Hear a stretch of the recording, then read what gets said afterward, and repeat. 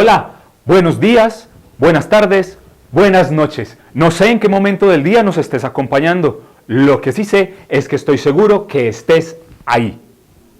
En la lección anterior insinuábamos que los actos de habla conjugan la capacidad psicolingüística de los individuos con el contexto histórico y social que los invita a interrelacionarse verbalmente, a hablar.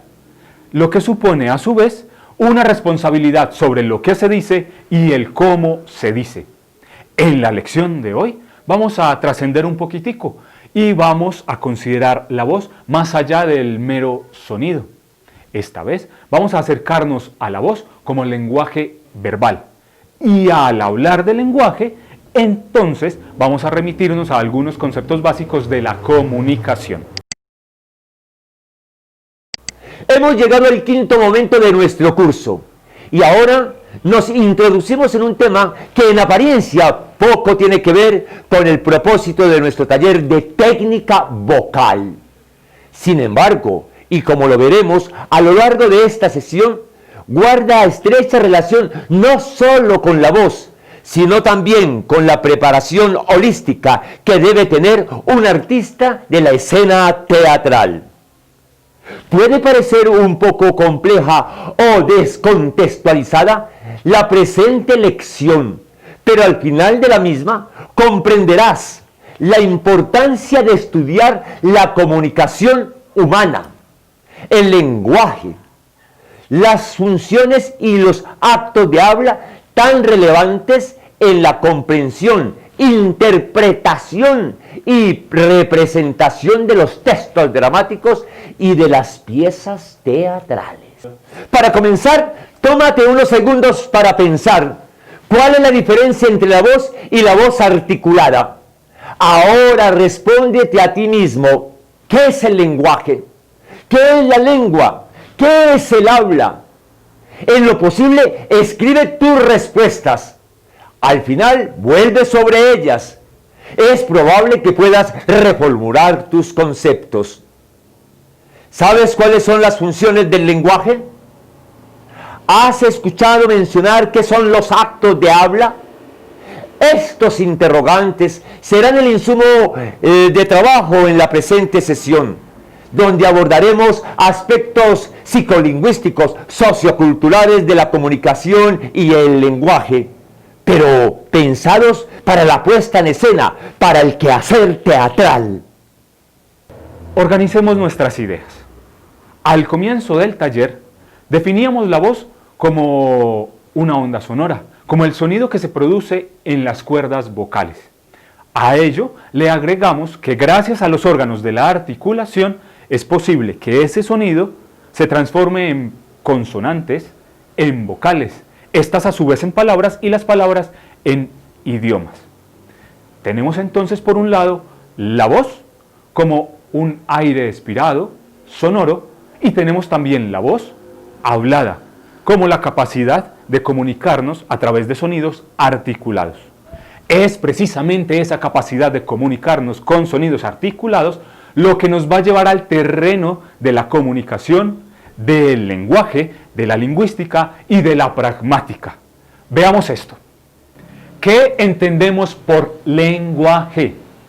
Por lenguaje vamos a entender la capacidad o la facultad de comunicarnos, de expresarnos.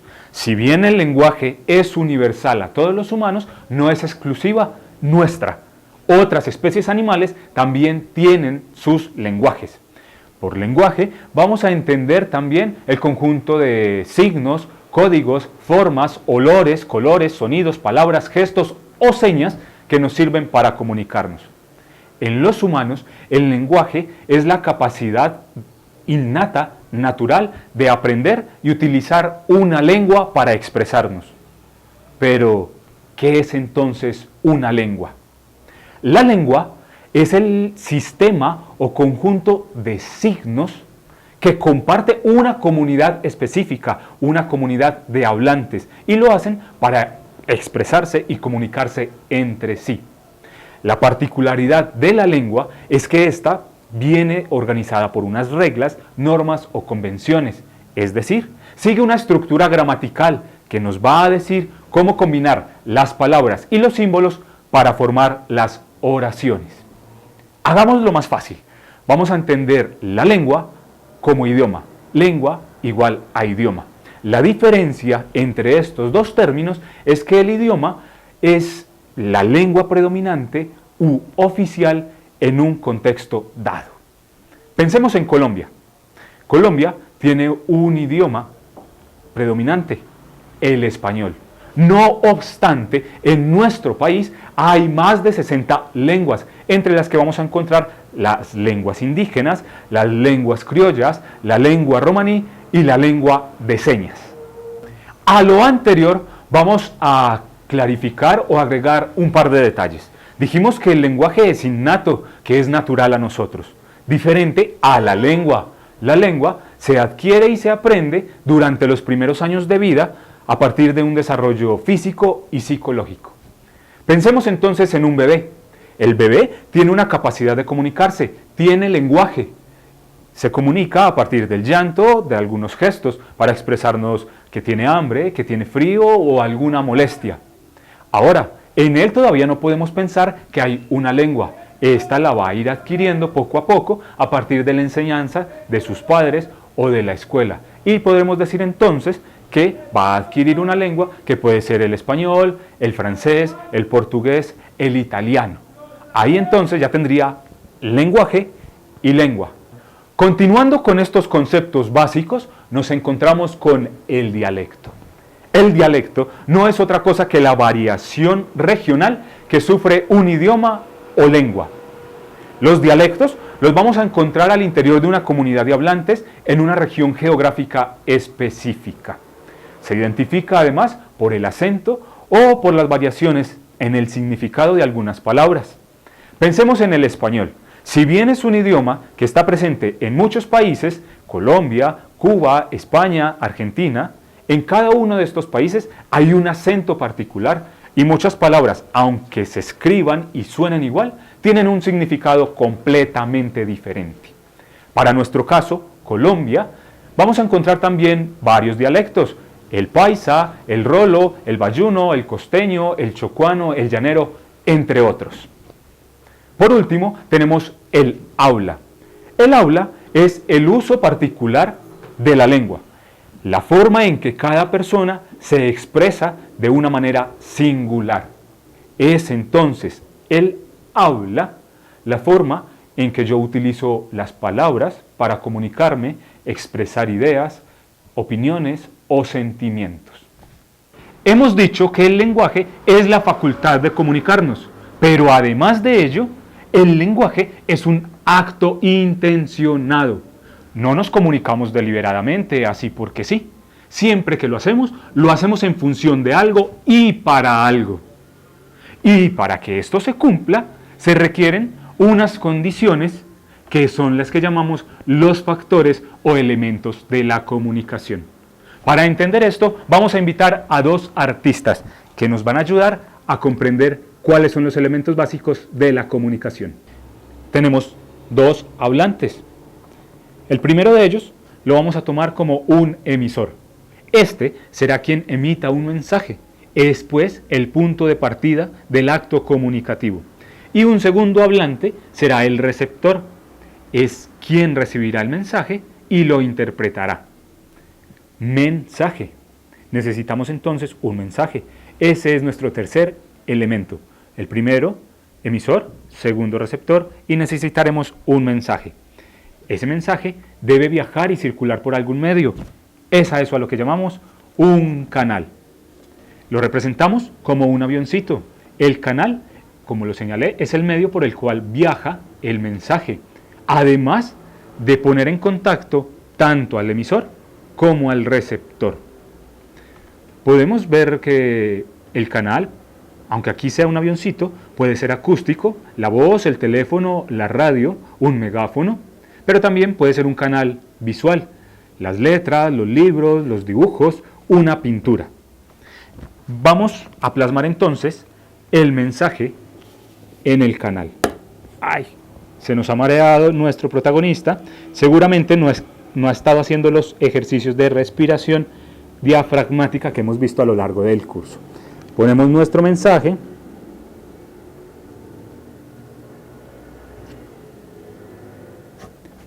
Y al poner el mensaje, que no es otra cosa que la información que se quiere transmitir, estamos empleando un código. El código lo vamos a entender como el signo o la señal que comparte tanto el emisor como el receptor. Digamos que puede ser el idioma, el español, el alemán, el portugués. Si ambos no comparten el código, difícilmente se va a cumplir el propósito de la comunicación.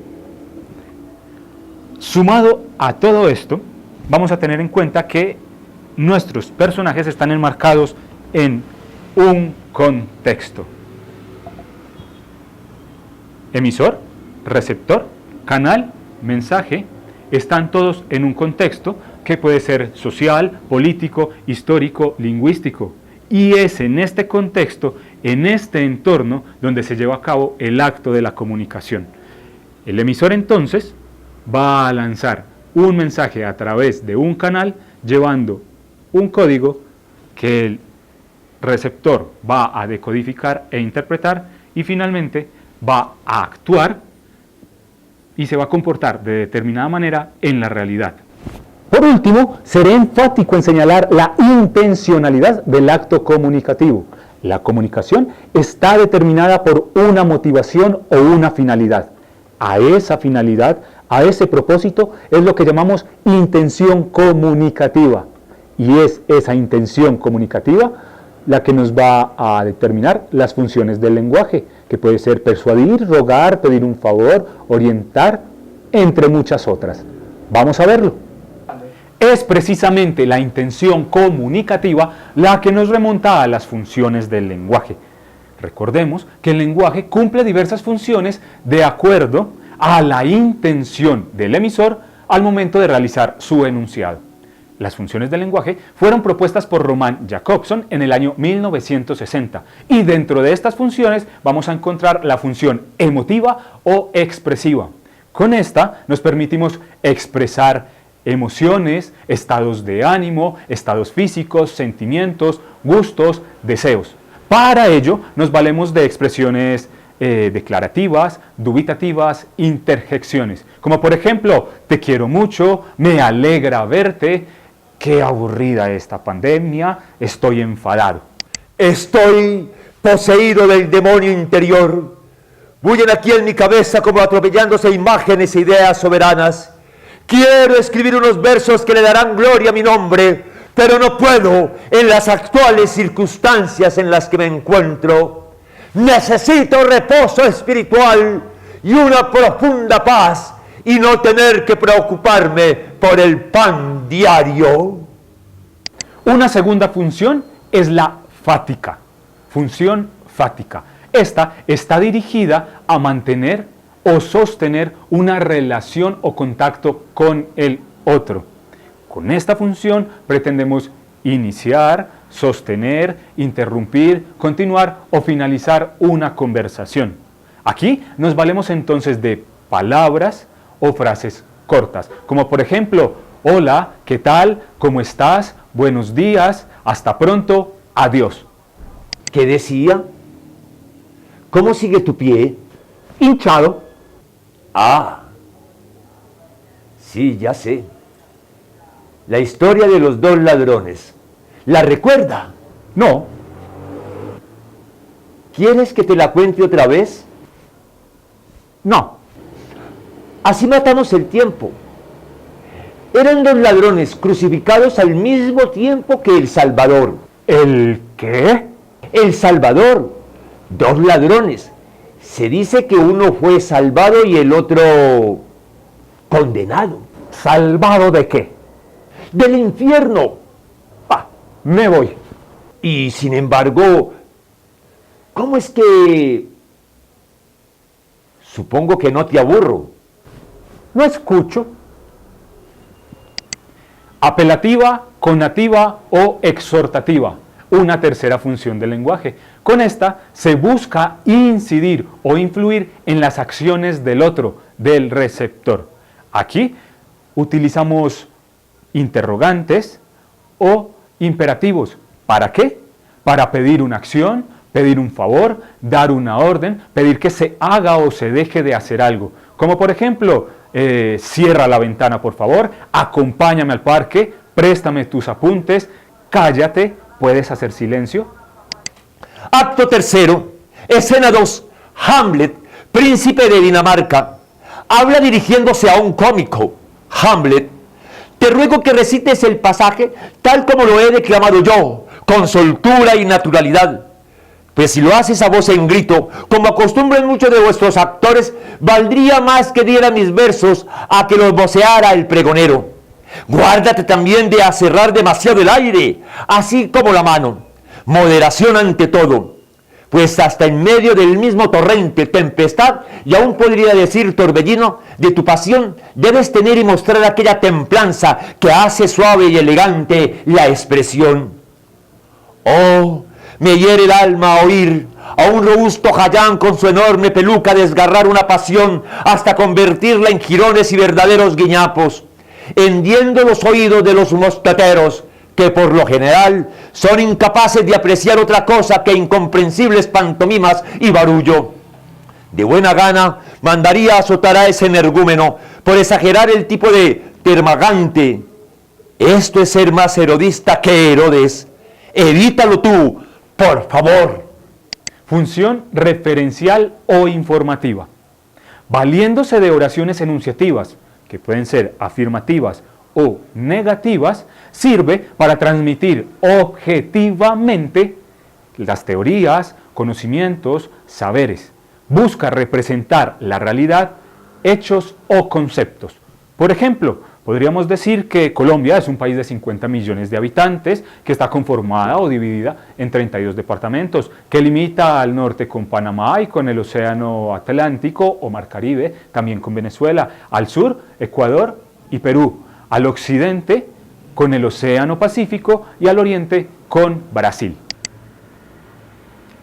¿Qué será de mí en los años venideros? En este oficio de ser científico. Bueno, será comer mientras tanto potasio. A menudo me hago preguntas como: ¿por qué el cielo en la noche es oscuro y en el día es azul? Esa pregunta me ha patinado durante muchas noches y estoy seguro que estoy a milésimas de segundo de una respuesta científica.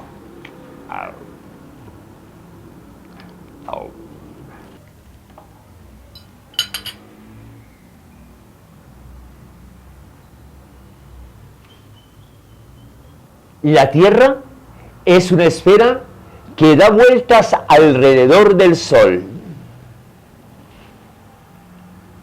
Miremos.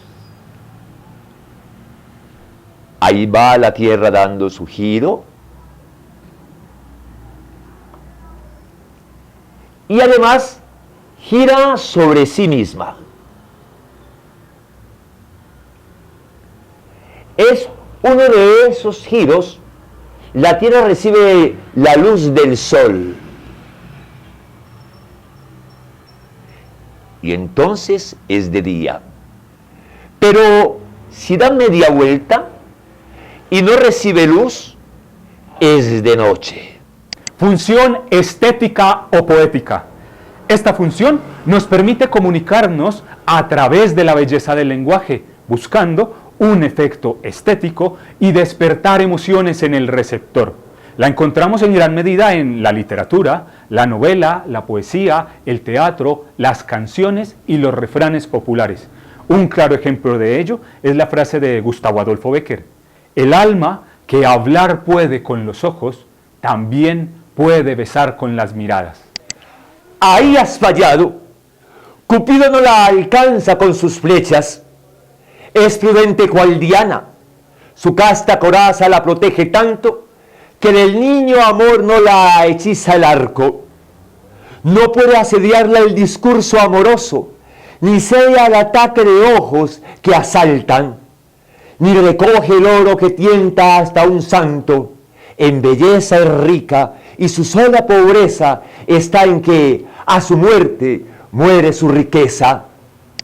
Por último, tenemos la función metalingüística, cuando la lingüística informa sobre el lenguaje, es decir, cuando se utiliza el lenguaje para referirse al lenguaje mismo. Un ejemplo sería que les comentara que las palabras agudas llevan su acento en la última sílaba, que las palabras graves llevan su acento en la penúltima sílaba, en tanto que las palabras esdrújulas se acentúan en la antepenúltima sílaba. Mis queridos pupilos, la palabra haya con elle, que es un derivado del verbo hallar. Haya con ye, que es un derivado del verbo haber. O también puede ser un sustantivo de la palabra árbol. Si la premisa de esta sesión es que el lenguaje como facultad de comunicarnos es un acto intencionado, determinado por una motivación o propósito, a fin de incidir en un contexto o en un receptor, nos encaminamos entonces hacia la comprensión de los actos de habla, que no son otra cosa que unos enunciados que generan un cambio en un receptor, en una situación, en una cosa del mundo, es decir, en la realidad. Los actos de habla fueron propuestos por John Austin, quien señaló que los enunciados, aunque tengan forma declarativa, son más que simples declaraciones que cuentan algo, pues al decirlos generan una acción que genera a su vez un cambio en la realidad. Austin divide el acto de habla en 3 actos o 3 estadios: el locutivo, ilocutivo y perlocutivo. Vamos a verlos. El acto locutivo consiste en decir algo. Es el simple hecho de hablar. Es la pronunciación de los fonemas. En segundo lugar, tenemos el acto ilocutivo. Este engloba el objetivo, la finalidad o la intención del hablante. Y por último, tenemos el acto perlocutivo, que son los efectos que genera el enunciado sobre una audiencia, sobre la realidad o un estado de cosas. Para comprenderlo mejor, supongamos que te pido la hora. El acto locutivo es que yo te pregunte, ¿tienes la hora? Simplemente mi enunciación, el sonido, la pronunciación de los fonemas. El acto ilocutivo es la intención que yo tengo al hacerte la pregunta. No solamente deseo que me digas que sí, que sabes la hora, sino que me la compartas, pues es lo que necesito. Y el acto perlocutivo es la acción que tú realizas, que me digas si son las 2, si son las 3 o la hora que sea. Ahí tenemos entonces los 3 estadios del acto del habla. Sumado a lo anterior, tenemos que los actos de habla se dividen en 2 tipos. El primero de ellos, el acto directo. Esto es, cuando en el enunciado el aspecto locutivo e ilocutivo coinciden, de manera que la intención del hablante es clara. Por ejemplo, cierra la puerta.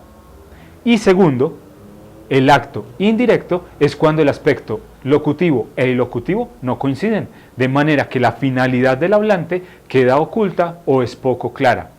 Un ejemplo de ello es el ejercicio que acabamos de realizar, que yo te pregunte, ¿tienes la hora?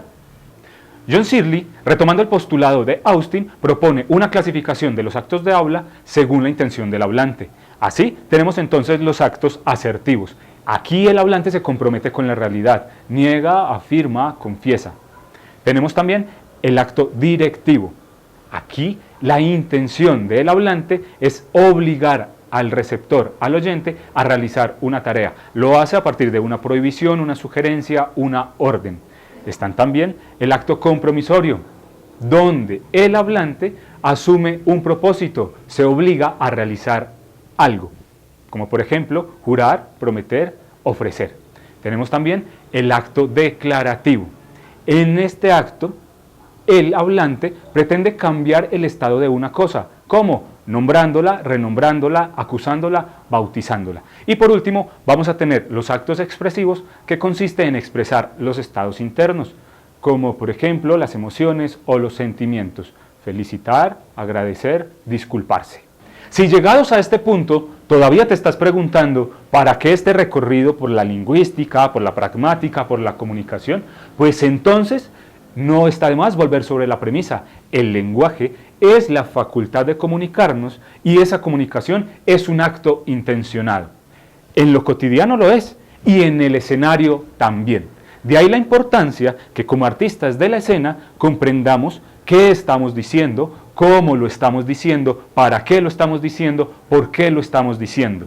De esta manera, desde el primer momento en que abordamos una obra en el análisis de texto hasta el momento de la representación final, vamos a tener mayor comprensión no solo de la obra, sino también de nuestro rol como artistas. Así hemos llegado al final de la quinta sesión, los actos de habla de nuestro taller de técnica vocal cuando la voz sale del alma. Nos resta entonces comprometernos con el ejercicio en casa. Para ello vas a escoger una obra de teatro que sea de tu gusto, preferible si la conoces y la has leído y releído. Lo que harás es escoger unos pasajes y analizarlos a la luz de lo que hemos visto hoy, las funciones del lenguaje y los actos de habla. No siendo más, me complace haberlos acompañado en esta sesión y nos vemos luego en la sexta, cuando veremos el calentamiento y la higiene de la voz. ¡Hasta pronto!